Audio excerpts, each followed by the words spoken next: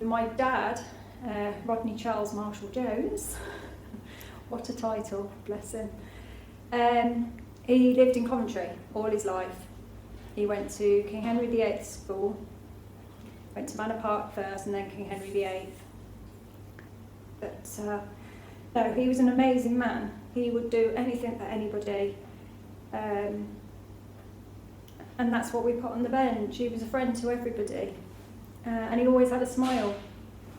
And that's the reason why we chose the park, purely because we lived on Dantry Road. We used to come here every weekend. Not many weekends growing up, because our keen thing was, if it wasn't horses, gymnastics, it was ice skating. So we used to ice skate, and my dad used to pick me up and take me at 5 o'clock in the morning to Bristol and Solihull and Birmingham. So it wasn't a dad that would just drop me off and go skating. He would actually sit in the middle of the, in the rink at 5 o'clock in the morning with his thermals on. And we're talking 18 years I did this. Even up to the age of 26, he was still taking me, still watching me skate, and my sister. And he was just so proud. So he was a quantity surveyor. He wanted to be a landscape gardener, but back then it wasn't the right job to do. So he went to Polytechnic, Lancaster Polytechnic, and got all his qualifications. And he started at Hawkins, I believe, and then worked for D. Lynch for 25 years. And that, he lived and breathed Coventry, to be fair. He met my mum in Coventry. They used to go ballroom dancing, and he met my mum in a ballroom dancing lesson in 1960, and then they got married in 1969. Yes, he used to go up to, we used to go to Highfield Road, and he used to go to the Rico, and obviously working in Coventry, he got the chance to go in the boxes. So he was there with his tags and ID and everything, and yeah, he definitely loved Coventry City. Very vocal when they weren't doing very well.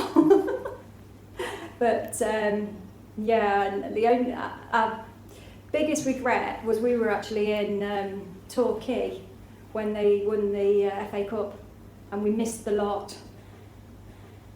My dad was very a personal man. He, like I say, if somebody needed help doing anything, it probably wasn't a hands-on sort of man. He was more a figures sort of man, when it came to quotes and figuring out how many bricks it would need to build a house.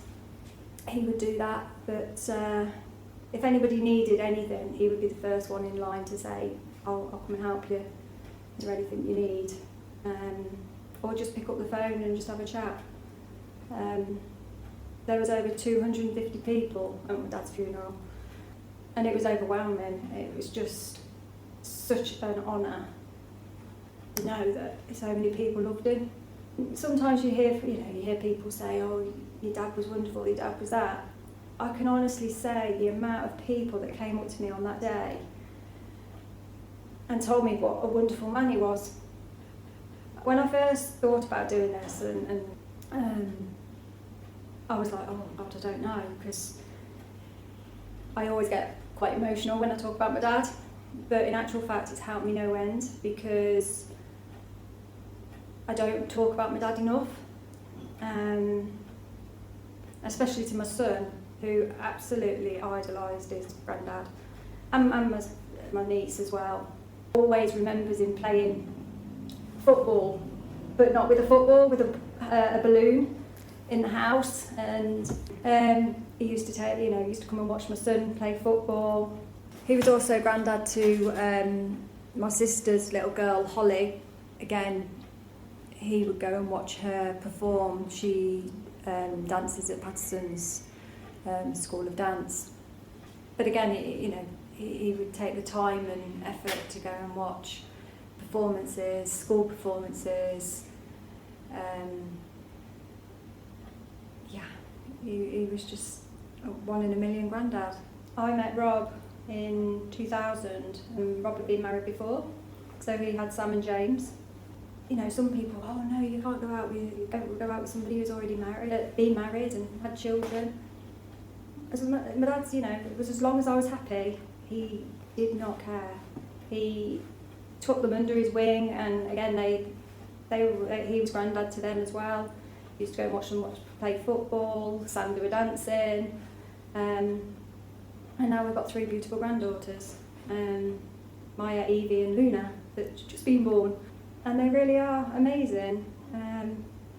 But again, like I say, some dads would just go, oh no, you can't go out with somebody who's already been married. Rob was 30 and I was 23.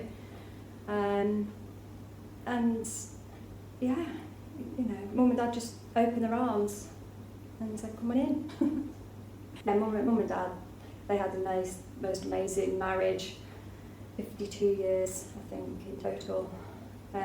We used to go on holidays. We all used to go on holiday together as a family, but then later on, Mum and Dad used to go on the cruises and do all the Norwegian cruises, and yeah, it was just fairy tale, really. Fairy tale life. Oh yeah, with regards to horses. So the one thing that sticks in my mind more than anything is my dad getting up at silly o'clock in the morning and going out at night to feed the horse jam sandwiches because she had really bad arthritis, and it's the only way she would be able to get the medicine down her. So morning, noon and night he would go and feed her jam sandwiches. He loved Catherine Jenkins and Kylie Minogue.